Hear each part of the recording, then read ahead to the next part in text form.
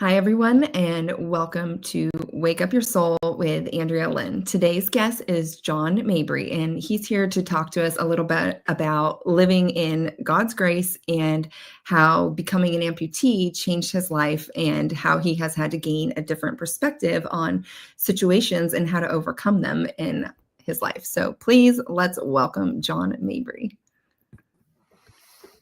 Hi, John. Good morning. How are you? Good. How are you? I'm great. Thank you so much for having me. It's an honor to be here. Yes, I'm so happy to have you here. And I want to dive right into a question I had because I was looking through your feed on Instagram and I saw you talking about waking up with a hole in your heart or a hole in your soul, right? Yeah. And I think a lot of people can relate to that, where you wake up and you just have this empty feeling in some way or another, right? And so how can people learn to not feel down with that feeling, like instead turn it into a good thing? Like what should they do if they wake up and they're like, something doesn't feel right? How do you like recognize what that hole is in your soul and what do you do with that emotion? Yeah. So let me give you and your audience a visual. So I have a prosthetic leg, as you mentioned, so I was in a car accident in 2000 in Texas, had my leg amputated after a bunch of surgeries. And so when I wake up in the morning, I feel disconnected. Right. I feel literally and figuratively feel disconnected before I even step out of bed, because I can't step out of bed without putting something on, without putting on a prosthetic leg. I have to put something on before I get out of bed or I'm going to be lopsided. I can maybe hop to the bathroom or hop to the kitchen to get coffee, but at some point I'm going to tire out pretty quickly and just end up on the floor. So in terms of my spirit and my soul, with your question is, yeah, I feel like that every single morning. So I have struggled with for over 20 years off and on with drug and alcohol addiction. As a result of my traumas and mental health issues. And so I wake up every morning with just this hole in my soul. And I feel like God designed me to feel that. That's not a bad thing. That's, for me, that's a call to action. That's a call to doing something to fill that space in the morning. So just as I put on my leg when I get out of bed to feel whole, before I get out of bed every morning, I've learned through a lot of trial and error and failing and ending up in rehab centers across the country, that I need to be in prayer, that I need to ask for God's guidance and ask for God's help before I even get out of bed. And I've learned this from Mel Robbins. Just this last week, I heard Mel Robbins talking about how she's like, sometimes getting out of bed is just so hard. It's just so daunting to think like, oh, I have to face everything I have to face today. Like, I don't know if I have it in me. So what she does, and I've done it like the last week, is she puts her hand on her heart and her hand on her stomach and just kind of gets grounded. And so I've gone into prayer this last week and be like, God, please just help me with this day. Help me just roll out of bed and with some gratitude.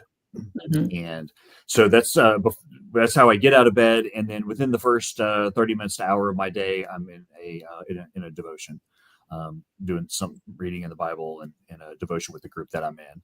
And that helps me get grounded. If I start my day with that, it really sets the tone. So really, yeah. So what you're saying really is to recognize the feeling first of all, right? Because a lot of people just kind of brush it off and stay in the mood, I would say, right? Like they don't even recognize they're having a feeling and then having the next thought of, I can change this. What can I do? And like you're saying, you can pray about it. And not everybody's going to be spiritual, religious, right? Sure. And that's okay too. Yeah. Or to just go, I'm okay. Even if it's just to remind yourself like, hey, I'm okay. I'm not responsible for my first thought, because when I wake up every morning, I immediately want to go into anxiety. I want to go into, I got to grab my phone and look on social media. What did I miss throughout the night? But I'm not responsible for my first thought, but I am responsible for my second thought and my first action. Yeah. And maybe not picking up the phone first thing in the morning is your spiritual act. Is it, maybe, going and doing something positive, stepping outside, breathing some fresh air is your way of connecting, before, getting into the day. I think it's really important what you're saying right now about being responsible for your thoughts, because a lot of people aren't. They just live through life in this very unconscious way almost, right? They just kind of let every moment come and go instead of really tapping into what they're feeling and thinking, and then thinking, you know what? I could have a different thought. Like I really could. I totally attach a different emotion to this.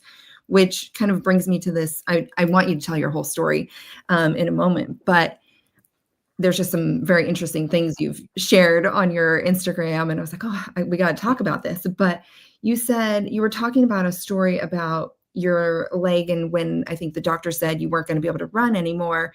And you had this thought of, when does this end? And I relate to that so much. And I think so many others that have struggles in life can relate to that. I had a lot of very serious, different illnesses, and it just felt like one after the other. And it was like, when is this going to end? Yeah, just yeah, life comes at you unrelenting. It really does. And so, without sharing all of my story, just to Yeah. kind of hook your listeners, Yeah. is after losing my leg, I did go out to Hollywood and act in some major Hollywood productions as an amputee actor, using my leg to get blown up on shows and movies. And been in the movie Superbad. I got seen in Superbad with Jonah Hill, and did that whole LA party lifestyle thing. I've been invented I'm an inventor, invented a part for amputees, for part of a prosthetic that's used around the world. And so I've been fortunate to be able to have some good experiences as an amputee. Mhm. But and hold on, I lost my train of thought. Your question is, Well, I was talking about when the doctor said you weren't going to be able to run anymore. so all the success that I've had, I've done triathlons, I've done skydiving, all these things that I've been able to do. But last year, right now at this time, I was having my second surgery on my amputated limb from an ingrown hair. All right, guys, you have no idea how much a tiny little ingrown hair can get under the skin of an amputee. And when you're walking all day, every day in this, prosthetic limb where it's just grinding every step that you take. And it was normally they last for a week or two. They kind of go away. You just deal with it. You block the pain out. But this one was like 3 months. Stuck around for 3 months. I go to the dermatologist, did a couple of injections, didn't work. Come back again. He had to cut into it, remove some tissue. And he said, "You're going to be off your leg for 2 weeks." And I was like, "Are you kidding? No, man. Like, I got a life. Like, I can't be on crutches for 2 weeks. Like, I'm not going backwards. I've already done all my surgeries. I went through 14 procedures in 1 year after my amputation, before amputating my leg." And I said, "I'm not doing that, but all right, we got to do it." So he cuts in. Next thing you know, that got infected. And then I go to Vanderbilt, and that got infected. Last Easter, I was on the operating table Easter morning this last year, with nobody in my room. I had my kids were out of town with their mother. I had nobody there, and they pushed my surgery back to 2:00. And I called a friend of mine. I called one of my accountability guys and said, "Look, man, I'm not doing well mentally. Like, because they were going to maybe cut my leg off. So the infection got so bad, they were like, we may have to cut your leg off above the knee." And I'm going, "Dude, I can't sit here. I can't handle this by myself." So I picked up the phone, made a phone call, and my friend and his wife were there when I got out of surgery. And from that point on, the next 48 hours, I had 17 visitors in my room. And over the next week, I had 48 visitors come by, because I made one phone call that said, "I can't do this on my own. I can't handle this." Can I ask And how hard that was? Like, how hard was it for you to pick up the phone and make that call? Because I think for some people it can be very, very hard. Was that hard at all? it wasn't as hard for me now, because I've gone through so many. I'm in multiple support groups. I do 12-step work, and one of the greatest support groups I've been a part of is called Celebrate Recovery. It's similar to Alcoholics Anonymous in the same 12 steps as AA, but it's just a Christ-centered 12-step group. And so I have learned over the years through my rehab centers and whatnot that I have to reach out for support. I have to pick up the phone. And so a lot of people aren't in that habit. A lot of people are scared to do that, to go, everybody's busy, I don't want to bother them. But you know what? I found that I'm actually robbing a friend an opportunity to help me. I'm robbing a friend an opportunity to serve somebody else, to get out of their crazy life, to get out of their head, if I don't reach out for help. I love Because that. whenever somebody reaches out for help for me, I'm like, "Yeah, dude, what do you need? Yeah, okay, you need help? All right, I'll be there. Can't do it today, but tomorrow I'll take care of that." And people love So to feel wanted. People love that. It makes them feel good to be able to help others. yes. And I always thought I was putting a burden on somebody by asking for help. And it's really like, you're giving them a gift and they don't know it. Well, I know? think you make them feel so special that they were the ones you reached out to as well, right? Like Yes. it's like, wow, that he obviously really, really needed me, because some people, I guess, reach out for anything and everything all the time. But for some of us, it's very hard to do that. But when we do, I think the people on the other end do recognize, like, wow, they must really need my help. And wow, I must really be very special to them that I'm the person they called. Yeah, it makes them feel, seen and validated, and Mhm. yeah, yeah. Yeah. So, okay, so I want to go back to what we were talking about, when does this end? And I feel like it ends when we decide that change doesn't have to be attached to that thought, right? Like when you're like, "Oh, when does this end? This is so miserable." But when we start deciding that the like change, it's not about change, right? It's not that something is I don't know how to word this exactly, but it's let's see, it's not I guess it's not change in a bad way, right? It's like this is happening for me, not Mhm. to me, and really recognizing that it's not even always necessarily a change. It's just an Almost unplanned like acceptance, like yeah, instead and of wanting to change and get out of something, accept where I'm at, yeah, and accept that I have a choice. it's not like, "Oh man, life is gonna be different," or, like, "Why does this keep happening to me?" I'm gonna go back to, when I was really sick and it's like I get diagnosed with another illness and, "Oh, why does this keep happening?" And I looked at it like, "Oh, it was a change in my life," right? Like, "Oh, my life is different now." But I didn't even have to look at it that way, like, that my life was changing. It wasn't. There was just something else to adapt to, and there was just Mhm, new things that I needed to learn. Um, mhm. that really took me a while to put that together. But Absolutely. but you know what I'm trying to say? Like, everything doesn't have to be seen as, like, this change and I'm a totally new person or life is so different and in this very dramatic way. It can be just simply seen as adaptation. Mhm. Hey, I'm getting some new tools. I'm getting some new tool. Hey, this is awesome. So when I was on the operating table on Easter Sunday, 2 weeks before that, so last February 12th, we're coming up. What are we at? February 3rd. So Mhm. February 12th, my mom passed away, I'm sorry. and she was my best friend. Thank you. She was my best friend, my biggest supporter my entire life.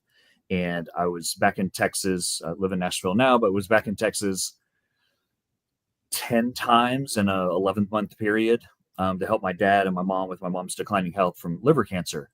And she passed away February 12th. We came in for the funeral toward the end of February there, and literally picked up my mom's urn. I was on crutches because I couldn't walk because the ingrown hair on my leg was hurting. So we have family coming in from all over the country.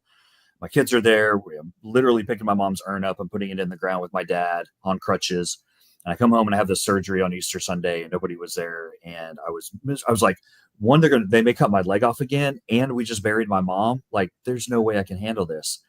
And there was a moment in, I just watched a video last night. I was going through, weeding out some old videos on my phone. And there's a video that I posted on my socials last year that was just like, I hate this process. Like, I had tubes coming out of me. I had a wound vacuum on my leg. I had to go in, and every day they would cut tissue off of my limb to get fresh tissue and burn it with silver nitrate. And Mhm. I mean, I hate it. And I was sitting there going, I hate this. I hate the process of growth. Like, this process of growth is painful, and I didn't want to go through it. But in that moment, I was in the rehab hospital at this point. I was like, you know what? I'm going to step up and I'm going to use this for my good. And I Mhm. just made it, and I said, I'm going to do it for my mom. I'm going to do it for me. And I made a different choice. And I said, so I got into rehab. I couldn't even walk on my leg, and I got into rehab and started doing the physical therapy stuff and get back. I was like, I'm going to stay in shape. I'm actually going to be in better shape when I get done with this than I was before I came into it. And I would crutch into boxing class. There'd be a bunch of boxing bags of boxing class. I would pull up a chair, and I would do boxing class with all these other people sitting in a freaking chair.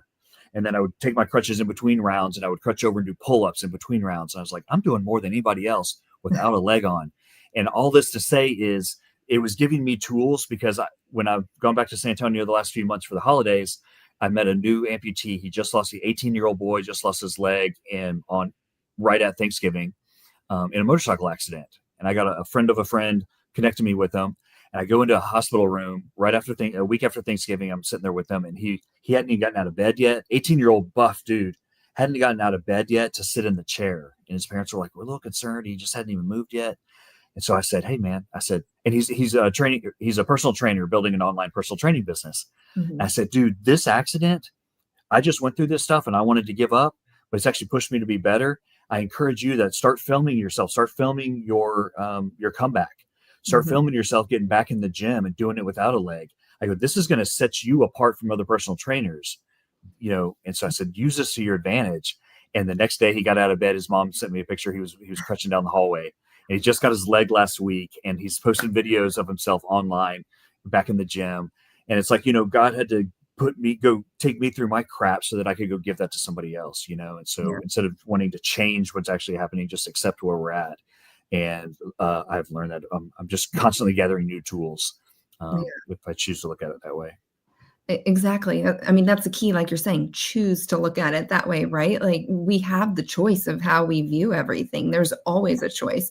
And some people will try to fight you. And those are the people that need to do the deepest reflections. If they truly believe there is only one way to view anything, then they need to spend a lot of time really reflecting, because there is always, always, always another viewpoint that you can take. Mm-hmm.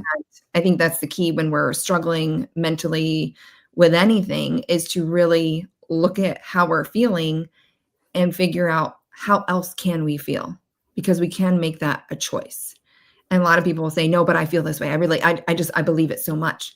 Well, of course you do. You've told yourself that, but Mm-hmm. you can tell yourself anything, because it's like how they say, no two people will experience the same event the same way, right? Mm-hmm. I mean, two people could be in a car crash together and have a totally different outlook afterwards, right? Even if they had the same outcome, even if they both lost a leg, or they both got a concussion, or they whatever it be, right?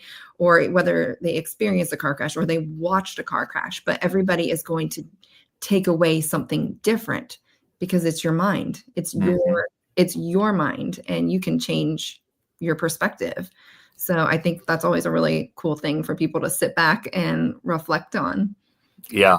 Yeah. I had a trauma therapist really help me, point me in the right direction after my car accident. And I was in multiple rehab centers. My marriage was, flailing, all these bad things that happened since my car wreck, and good as well. But I also found my brother dead from an overdose, Oh, sorry. in LA.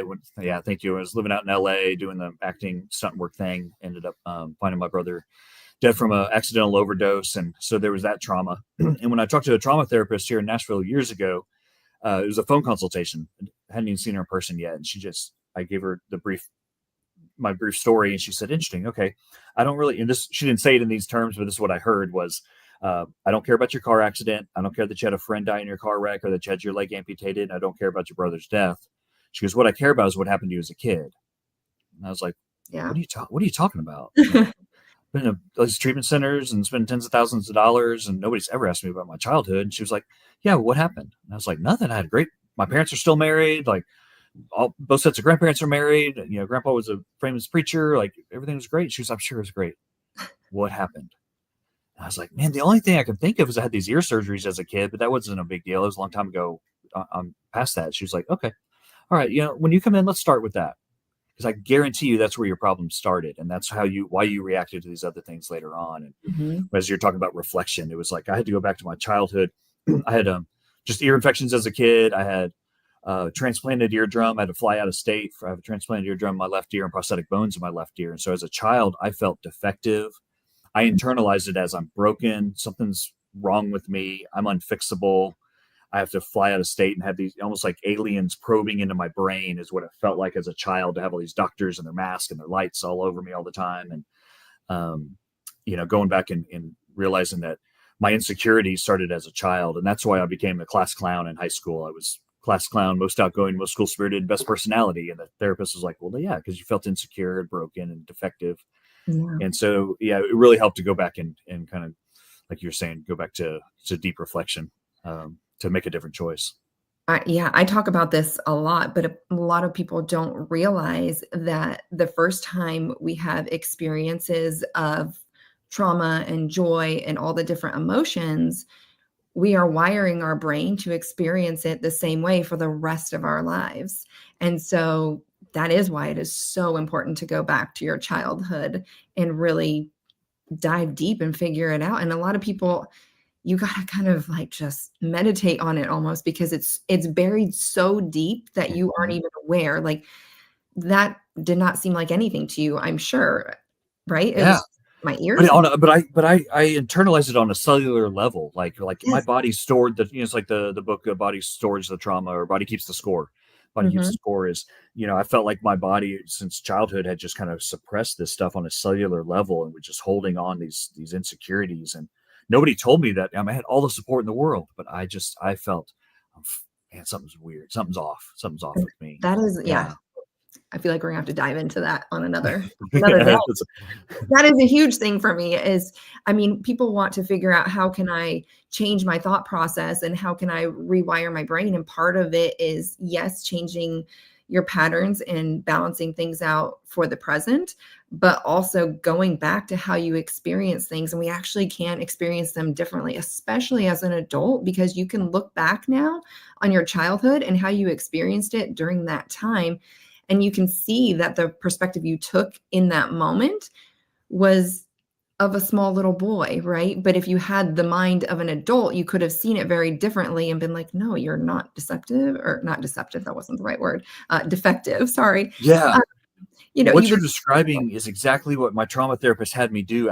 She called it a graphic narrative. Mhm. And so what I had to do is, here I am. I got like a master's degree in counseling, undergrad in communications. I've, been through schools and all this stuff. And she sits me down after telling me, like, I don't care about your past traumas. I don't care about what's happened to you recently. I care about your childhood. And so she gives me blank piece of paper and crayons. And we're in this like cold, like red brick office of hers. And she's like, all right, what do you remember of your childhood? What do you remember? And so over the course of multiple sessions, over multiple weeks, I drew out multiple pages of my childhood playing basketball, and I was getting it out of my head onto paper. And then I remember drawing like what those lights felt like as going through surgeries and these things. And so what she had me do is we would put up on the wall, and then she would have me tell her about it. And so maybe this is something somebody in your audience might be able to do. Is, I'm not a big journaler, but even drawing and getting creative and putting it on paper and then putting it up. And this is free. I paid thousands of dollars for this therapy. But so she put up on the wall and had me tell her about it. So it's almost like a movie. It's almost like it's removed from me. That's not me anymore. That's what I remember, but that's not me anymore. And I was able to tell the story from far away and go, look, I'm safe right now. I'm safe now. I didn't feel safe then, and that's okay, but I can't. So yeah, it's kind of what you're talking about Yeah. uh, is the process I went through called graphic narrative with this trauma therapist. Yeah, that's, well, I don't do it that way with clients, but I do something very similar, and it's more of a meditative state almost with, Mm-hmm. their eyes are closed and they kind of relive it and re-experience it exactly how they thought they did. And Mm-hmm. then we try to experience it in a different way. And a lot of times people are like, wow, like I never saw it that way, but I get it. Like I didn't have to see it the way I did. So it's really Mm-hmm. interesting. But I do want you to dive into your whole story, how you lost your leg. Tell us about that. Yeah, so I was a senior at Baylor University. I'm born and raised in San Antonio, and I was a senior my first senior year at Baylor. And man, the thing I had the perfect life set up. I was on a full ride scholarship that year. As a communications major, I was doing video work for the athletic staff, and so I would film football games and practices. And I got the same scholarship the football players had, and so I was on full ride scholarship. Social chairman of my fraternity, doing the frat thing. My grades were fine. My grades were manageable. Life was manageable. I was dating a cheerleader. And so life could not have been going any better. I set up this cruise for like 35 of us to go cruise out of New Orleans for spring break, March of 2000. So we all go on this cruise. We're driving back, and the unthinkable happens. There's four of us in a car. Tire blew out, and right rear tire on my side, and the car just started violently shaking. And I'm in the time slows down, and you're like, no, this is not about to happen. This is not about to happen. Yeah. And we veered toward the grass. As soon as we hit the grass, we did like a 180 and just started rolling across the other side of I-45. We were outside of Houston into a field. And so witness reports say we rolled anywhere between 6 and 12 times. Wow. It was pretty gnarly. Luckily, we missed oncoming traffic. Yeah. And I'm thinking the car's going to blow up. What happens in a movie when a car rolls 10 Yeah. times, it blows up, So I was conscious the whole time. I saw my legs, somehow my legs got out the window getting crushed. And Oh, so I said, I got to get out. I got to get out. I undid my seatbelt. We're laying upside down. I undid my seatbelt. I tried to get out of the car, and I could see my foot was wrapped around. I could, like, basically my ankle was split in half, and I could see the bottom of my foot. I was standing on my shin. oh wow. Yeah. And so I just threw myself out of the car. I crawl out, and I look back, and all three of my friends are still in the car. I said, you know what, if this thing blows up and I'm sitting here not helping, like I wouldn't be able to live with that. So I said, if it blows up, we're all going down together. Let's do this. So I crawl back in, Mhm. get one person out, and one friend, Ashley, I always like saying her name, Ashley Furman. She had pinned in from the car. Her boyfriend was tending to her. The first responders got there, cut her out with the jaws of life. Here comes a helicopter, comes flying in on I-45. And I mean, it's like a scene in a war movie. I mean, it really was. It felt like I was in a battle. Mhm. And they take Ashley out and put her in the helicopter, and she passed before they got her to a hospital. Make me So cry. This yeah, is hard. Ashley was, and she had the crew set on 70 on a beautiful day out. Nobody was drinking or driving. It was Yeah. just a freak accident. Nobody could have done anything differently. But I ended up so I ended up having 14 procedures that year to try to piece my foot and ankle back together. It got to a point where after a year, I was on a cane. I had a brace up to my knee. I had to have a custom shoe built. I was losing height in my ankle because the ankle structure started to collapse. And so here I am, an active 22, 23-year-old kid trying to graduate college, going back and forth from surgeries in San Antonio to Waco to school. And my quality of life had just continued to go down.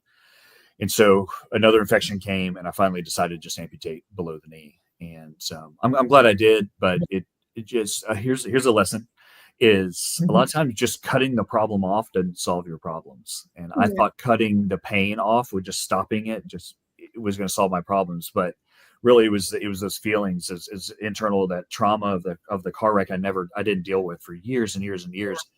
Physically, I was able to get back going. And I think a lot of people in today's society, we do that. We want to put our ideal life on social media, and people see that we're moving and that we're shaking and that things are good. But behind the scenes, I was traumatized. I was scared. I was fearful. I was angry. I was miserable inside. And but I hit the ground running. I got walked the stage 6 weeks later to get my diploma on a temporary prosthetic, and moved out to San Diego to work on my master's in counseling. I was like, I'm gonna go take this situation and hopefully be able to help others. Mhm. When I went to San Diego working on my master's, what I ended up doing was got addicted to a bunch of various pain medication, the pain pills and Adderall, alcohol and marijuana. Those are the four substances I would rotate between, just to calm my central nervous system down, to calm all those nerves down. But I didn't talk to anybody about it. I was lying to therapists, lying to friends, and things continued to progress. But I got done in my master's program. What I realized is I was not dealing with my own trauma, but I was helping people with their trauma. Let me go help. Let's talk about your problems. You got some problems. Let's talk about that. And that Mhm. way I didn't have to talk about mine. It was just Yeah. another diversion. Let me just kick the can further down the street. And then I ended up stumbling. I graduated, I guess, 2005. Date myself now. 2005 from San Diego State, and right around that time, I got signed to as a body double for a TV show for the lead actor, and who was my cousin actually. And so we were on the first show to come out about the war in Iraq. It's called Over There. It just lasted one season. It was on FX, but it was the first show to come out about the war, so it was kind of controversial. And two cousins working together on the show. We made People Magazine and Access Hollywood, and all these national press people came out, and I was like, man, there's a nice niche in the industry for one-legged guys. Yeah. So I worked on the 13 episodes. We would do camera tricks and we would slide my prosthetic into a camera shot and make it look like it was my cousin's. And so had some fun doing that, and got into the partying lifestyle, of course. Ended up making it onto, like I said earlier, Super Bad. I got seen in Super Bad where I jogged past Jonah Hill in my prosthetic and curse at him, and worked on NCIS and ER and a number of other projects, and just got deeper into my addictions out in LA. And then in December 2008, we were already planning on moving out of LA. We had our firstborn out there. We said, we got to get out of LA. And we were going to move to Nashville. And that's when I found my brother had passed away from his drug overdose. Yeah. And that didn't help. And so we moved to Nashville, and I got in with Dave Ramsey. Do you know who Dave Ramsey Yeah. is? Yeah.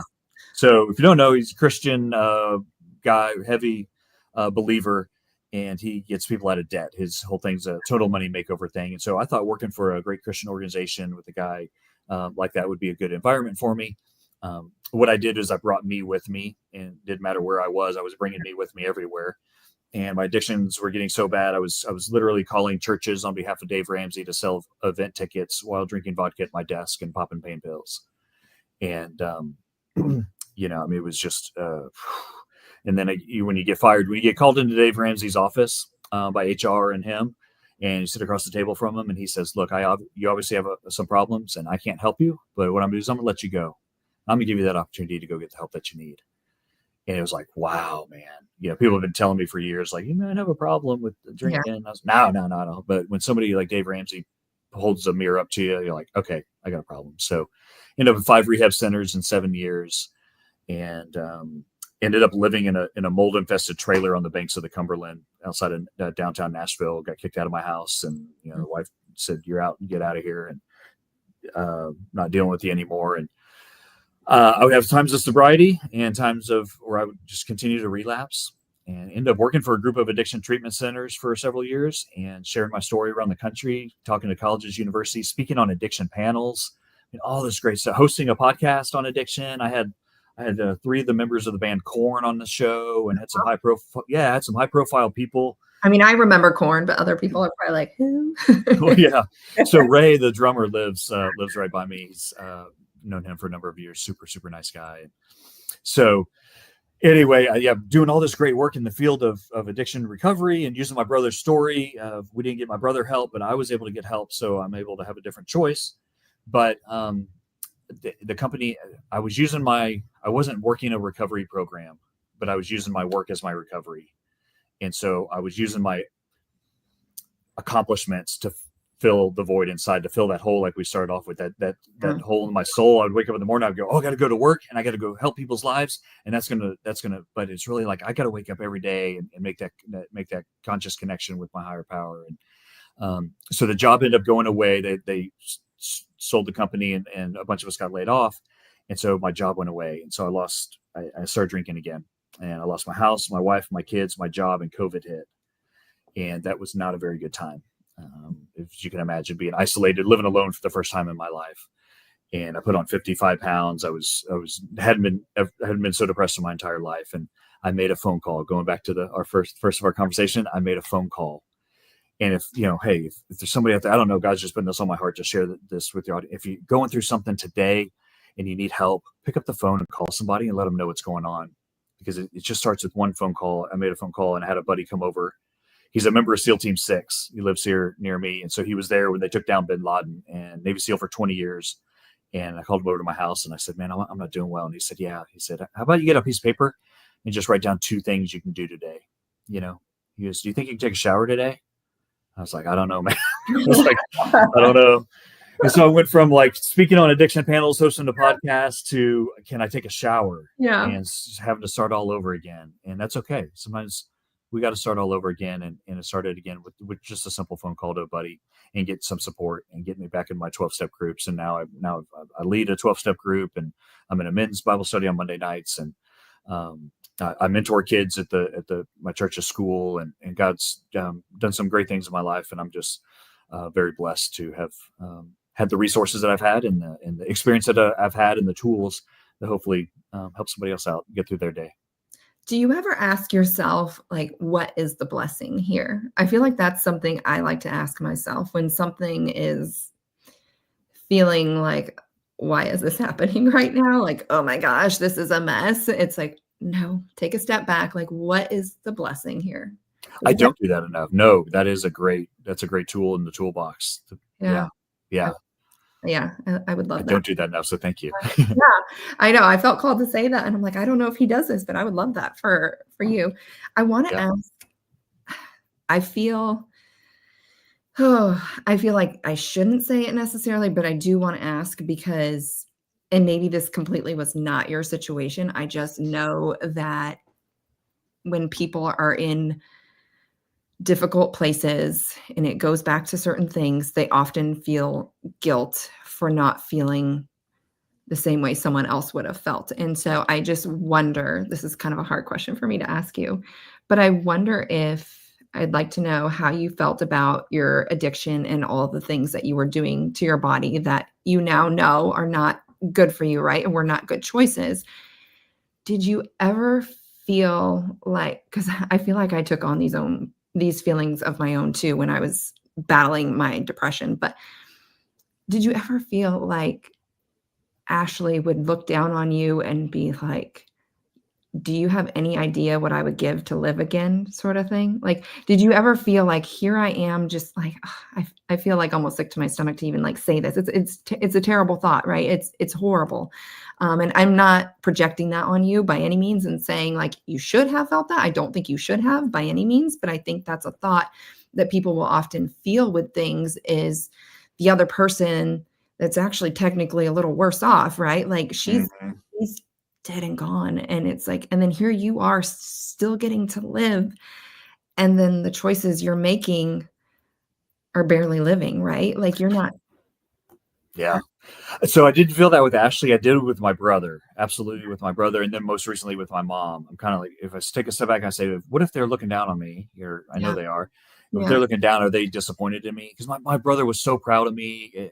I was the only sibling, and we were best friends. So we were living in LA there together toward the end, and we weren't close growing up, or high school, college years. He was off doing his thing, but after my car wreck, we became really close. And so, yes, there's times where I felt a lot of shame, a lot of guilt and a lot of shame that like I'm letting my brother down, like uh, by him, by making the choices I was making with my addiction, knowing he had addiction issues. You think that would steer me the other way, like, oh, dude, it took my brother down. But, I've been on the edge of overdose in years past, and almost, drinking myself to death in years past, or drinking and driving and, doing the stupid stuff. But I did feel that with my brother. And then more recently with my mom, of like, what can I do to make them proud? What can I do to, yeah. Yeah, I'm sorry. That was like such a tough thing to say, but I think that's the thought a lot of people have. Like when I was going through really severe depression, it would be like, why do I feel so depressed? I have this and I have that, and I am this and I am that. And like I knew it and I recognized it, but not enough to get myself out of the hole, right? And now what I see and understand and know is that when our brain is imbalanced and like it strongly believes something to be a certain way, we can't really get out of it, right? So we have to rebalance ourselves and not have that one belief be imbalanced. It has to be balanced. And so it's like if we overly believe that we are this, we are that, we got to change it and start believing the opposite. So whatever those beliefs are that you're taking on, you have to balance it out, because you can still have those beliefs to a degree, but you're feeling so, I don't want to say any bad words because YouTube does not like that. The algorithm does not like bad words. I've done my research, but anyway, so when the brain strongly believes one way versus the other, like that is the key, is to start believing the other side of it, which can be really hard. And that's because that's why you're stuck. And that's why you are where you are. You believe that you are worthless, or you believe that you are not as good as somebody and all these things. And you have to start like convincing yourself of the opposite so that the brain isn't so imbalanced. And I mean, for me, and what I've realized is that is the key for all situations and traumas and tragedies and all the things that we're struggling with in our brain. It's our brain so strongly believes it on one side. Mm-hmm. You got to bring the other side up so that it's balanced. And what's coming up as you describe that, what's coming up for me is a lot of times I can't just change my thinking, or I can't rebalance the brain without action. And so by taking action, that helps me build, shouting affirmations into a mirror doesn't change me. Having a stack of undeniable proof that I am who I say I am. Mm-hmm. And so if I have a belief of I'm not worthy, I suck, life isn't where I want it to be. Well, if I just take one small action, that helps me kind of start to climb out of that dark, depression, is by taking small little actions physically. Mm-hmm. And then my mind starts to change as a part of taking new actions. So that's kind of what came up for me. Yeah, no, that's a good point. I mean, I often talk people through it in whether it's journaling or just talking out loud, but really like balancing those thoughts out. But then, yes, act it out, like you're saying, live it out, be it as well. Be it. Yes, exactly. Yep. Yeah. Yep. Well, thank you so much for sharing your story. And there's more. I know there's more coming. I think we have to do a second episode. There was too much there to even unpack it all. I feel like I need to do a whole second episode because I know there's a lot more that you could share perspective wise on just sounds like a lot of different things, right? Addiction or losing a limb or losing a loved one or even, losing care for your own body because it sounds like Mhm. you gained some weight and different things like that. So I know there's a Yeah. lot you could share. Where can people find you if they want to connect with you? Yeah. So my platform is Connection. Have you ever heard of the rat park experiment? No, I haven't. So real quickly, they put a rat inside of a cage and they gave it water or water laced with heroin or cocaine. Every single time a rat's by itself, it goes for the cocaine laced water compulsively until it dies. Oh, wow. So they thought since the 70s that the rat was just there's a chemical hook in the drug, and so you can't stop it. Well, they did the experiment decades later, and they built Rat Park, and it was this huge park with all these rats could run around, and balls to play with, and loads of sex, and everything a rat about town would want. Same water options, only not one of them ever got addicted to the water, not one of them ever overdosed, and it Interesting. led them to believe that it was Connection. And so John Mabry Connects is the answer. People can find johnmabryconnects.com, and on my social media is typically are all John Mabry Connects, and I do one-on-one coaching with people to help them get reconnected with themselves, Yeah. and I do looking for more speaking opportunities. I kind of got out of the routine with my mom's health this last year and a half, but always looking for speaking opportunities at churches, schools, colleges, universities, fraternities, sororities, things like that. So. Mhm. Right. Well, I'm so glad to have you here today with us, but let's definitely do another episode. Thank you so much for sharing today. Well, thanks for doing the great work that you do. You're shining light and connecting people in your special way, and it's amazing. So thank you for having me. Of course, absolutely.